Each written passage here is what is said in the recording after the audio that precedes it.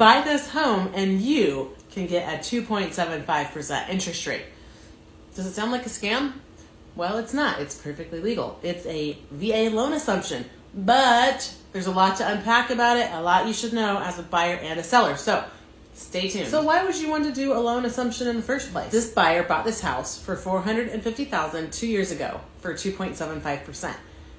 The same house now is, let's say, worth $500,000 at 7%. The difference in payment, almost $1,500 a month.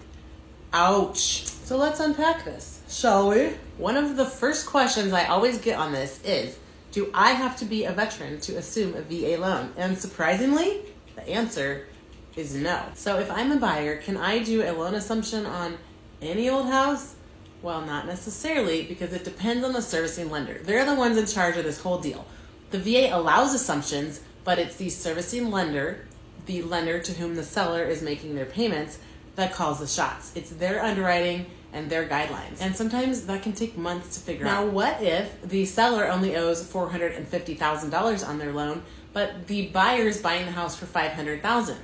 What happens to that difference? Well, the buyer can bring it in as a $50,000 down payment, or they can work, again, with the servicing lender on a second mortgage to cover the difference. So buyers, just remember, you're at the mercy of the servicing lender. Now, for sellers, it's true that offering a loan assumption can make your house a lot more marketable, but in this market, you might not need that.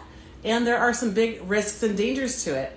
For instance, if you let a non-veteran assume your VA loan, you're tying up your basic entitlement until that buyer pays it off or refinances. If the buyer is another veteran, they can swap entitlement and free up yours, which is a good thing for you moving forward. But if your buyer is not another veteran, loaning them your entitlement may mean that you might have to come in with a down payment on the next home that you buy, assuming that you're planning to purchase another home.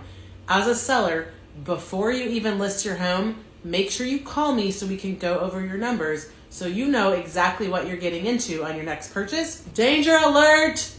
If your non-vet buyer assumes your loan and then forecloses, guess what happens to your entitlement that they're borrowing?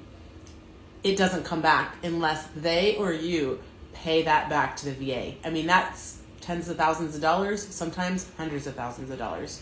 So for that reason right there, I don't love loan assumptions from a vet to a non-vet. I just don't. I think it's putting the vet at too much risk. And that's what we're all about here, is protecting vets. America! When loan assumptions work, they can work really well, as long as you know what you're getting into and the right questions to ask. Share this with your listing agent before you list your house.